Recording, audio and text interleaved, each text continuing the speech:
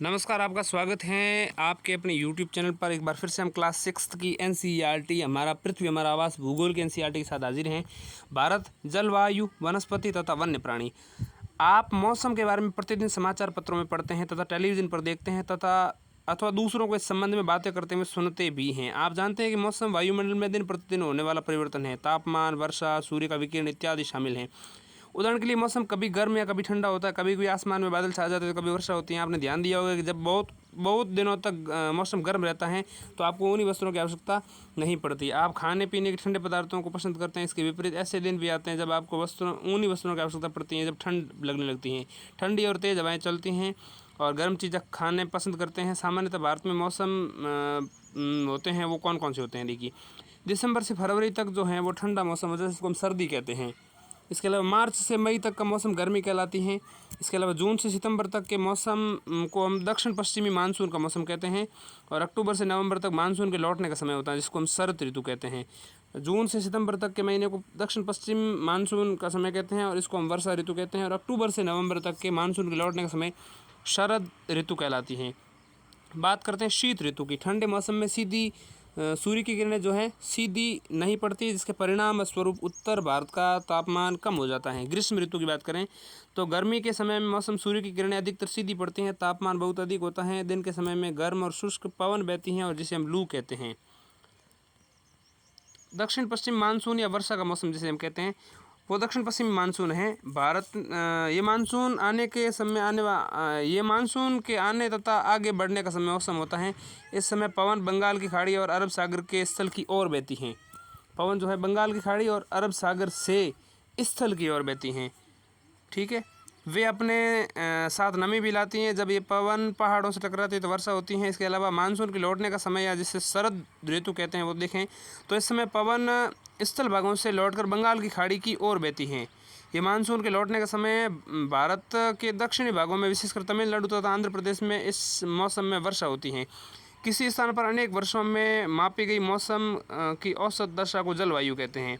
भारत की जलवायु को मोटे तौर पर मानसूनी जलवायु कहते हैं। मानसून शब्द अरबी भाषा के मौसम शब्द से लिया गया है जिसका अर्थ है मौसम। भारत की स्थिति उष्ण कटिबंध में होने के कारण अधिकतर वर्षा मानसूनी पवन से होती है। भारत की स्थिति जो है उष्ण कटिबंध में स्थित होने के कारण अधिकतर वर्षा मानसूनी पवन से होती है। भारत में कृषि वर्षा पर आधारित निर्भर है। इससे अच्छे मानसून का मतलब है पर्याप्त वर्षा और प्रचुर मात्रा में फसलों का उत्पादन। किसी स्थान की जलवायु स्थिति ऊंचाई और किसी स्थान की जलवायु उसकी स्थिति, उसकी ऊंचाई और उसकी समुद्र से दूरी एवं उच्चावच पर निर्भर करती हैं। उच्चावच क्या होता है आप बताइएगा, हम पिछले अध्याय में हमने पढ़ा है। इसलिए हमें भारत की जलवायु में क्षेत्रीय विभिन्नता का अनुभव होता है। राजस्थान में मरुस्थल में स्थित जैसलमेर और बीकानेर बहुत गर्म स्थान है, जबकि जम्मू कश्मीर के द्रास और कारगिल में बर्फीली ठंड पड़ती है। तटीय क्षेत्र जैसे मुंबई और कोलकाता की जलवायु मध्यम है, वे न ही गर्म है न ही ठंडे हैं। समुद्र तट पर होने के कारण ये बहुत अधिक आर्द्र हैं। विश्व में सबसे अधिक वर्षा मेघालय में स्थित मौसिन राव में होती हैं। किसी वर्ष राजस्थान के जैसलमेर में वर्षा होती ही नहीं है। अब हम बात करते हैं प्राकृतिक वनस्पति की। हम चारों ओर विभिन्न प्रकार का पादप जीवन देखते हैं। हमारे हरे घास वाले मैदान में खेलना कितना अच्छा लगता है। कुछ पौधे छोटे जिन्हें झाड़ी कहा जाता है, जैसे कैक्टस और फूलों वाले पौधे। इसके अतिरिक्त बहुत से लंबे वृक्ष हैं, उनमें से बहुत सारी शाखाएं पत्तियां होती हैं, जैसे नीम, आम। कुछ ऐसे वृक्ष होते हैं जिनकी पत्तियां बहुत कम मात्रा में होती है, बहुत कम होती हैं पत्तियां, जैसे नारियल। घास, झाड़ियाँ, पौधे बिना मनुष्य की सहायता के उपजते हैं, उन्हें प्राकृतिक वनस्पति कहा जाता है। क्या आप कभी ये सोचते हैं कि ये दूसरे से किस प्रकार भिन्न हैं? अलग अलग जलवायु में अलग अलग प्रकार की वनस्पतियाँ पाई जाती हैं। उनमें से इनमें वर्षा की मात्रा सबसे कम महत्वपूर्ण होती है। मतलब अलग अलग वनस्पति के लिए वर्षा की मात्रा सबसे महत्वपूर्ण होती है। जलवायु की भिन्नता के कारण अलग अलग तरह की वनस्पतियाँ पाई जाती हैं। भारत की वनस्पतियों 5 प्रकार से विभाजित किया जाता है। उष्णकटिबंधीय सदाबहार वन, उष्णकटिबंधीय पतझड़ वन, इसके अलावा कंटीली झाड़ियाँ और पर्वतीय वनस्पति, कंटीली झाड़ियों के बाद पर्वतीय वनस्पति और मैंग्रोव वन। तो एक है उष्णकटिबंधीय सदाबहार वन, एक है उष्णकटिबंधीय पतझड़ वन, एक है कंटीली झाड़ियाँ और एक है पर्वतीय वनस्पति और एक है मैंग्रोव वन। अब समझते हैं उष्णकटिबंधीय वर्षा वन। उष्णकटिबंधीय वर्षा वन उन क्षेत्रों में पाए जाते हैं जहाँ वर्षा बहुत अधिक होती है। ये इतने घने हरे होते हैं कि सूर्य का प्रकाश जमीन तक नहीं पहुँच पाता। वृक्षों की अनेक प्रजातियाँ इन वनों में पाई जाती हैं। ये वन वर्षा के अलग अलग समय में अपनी पत्तियाँ गिराते हैं, फलतः ये हमेशा हरे भरे दिखाई देते हैं। उन्हें सदाबहार वन कहा जाता है। अंडमान निकोबार द्वीप समूह उत्तर पूर्वी राज्यों के कुछ भागों में पश्चिमी घाट की संकरी पट्टी में पाए जाने वाले वृक्ष जो हैं जैसे महोगनी, एबोनी और रोजवुड, ये इस तरह के वनों के उदाहरण हैं। महोगनी, एबोनी और रोजवुड। अब हम समझते हैं उष्णकटिबंधीय पतझड़ वन। ये हमारे देश में बहुत बड़े भाग में इस प्रकार के वन पाए जाते हैं। इस प्रकार के वनों को मानसूनी वन भी कहा जाता है। ये कम घने होते हैं, वर्षा के एक निश्चित समय में पत्तियां गिराते हैं। वनों में पाए जाने के कारण बहुत पेड़ जैसे बहुत महत्वपूर्ण पेड़ इसमें है साल, सागौन, पीपल, नीम, शीशम। ये मध्य प्रदेश, उत्तर प्रदेश, बिहार, झारखंड, छत्तीसगढ़, ओडिशा और महाराष्ट्र के कुछ अन्य भागों में भी पाए जाते हैं। अब हम समझते हैं कंटीली झाड़ियाँ। इस प्रकार की वनस्पतियाँ देश के शुष्क भागों में पाई जाती हैं। पानी की क्षति को कम करने के लिए इन पत्तियों को बड़े बड़े कांटे होते हैं। और ये कंटीली झाड़ियाँ जो हैं कैक्टस है, खैर है, बबूल है, कीकर है, ये राजस्थान, पंजाब, हरियाणा, पश्चिमी घाट के पूर्वी ढालों और गुजरात में भी पाई जाती हैं। तो ये आपको यहाँ कंटीली झाड़ियों के चित्र दिखाए गए हैं। अब हम समझते हैं पर्वतीय वनों को।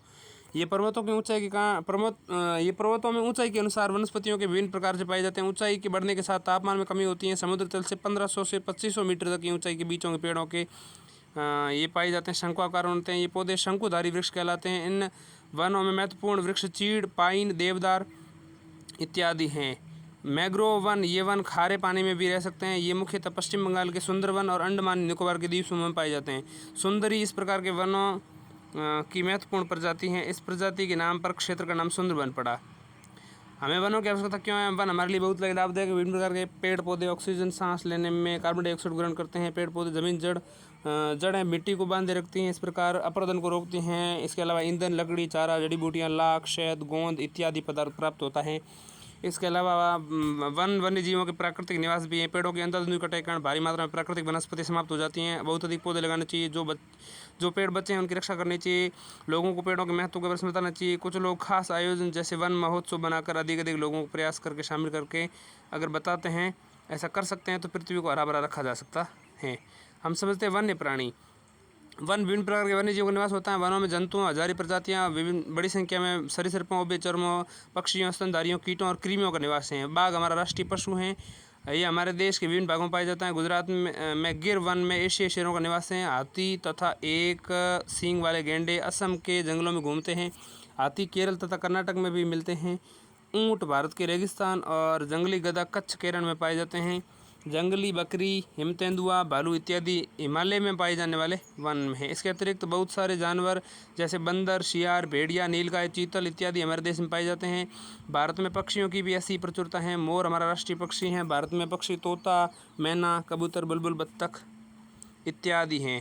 अन्य बहुत सारे राष्ट्रीय वन उद्यान हैं जो पक्षियों को उनका प्राकृतिक निवास प्रदान करते हैं। उन उद्यान शिकारियों से पक्षियों की रक्षा करते हैं।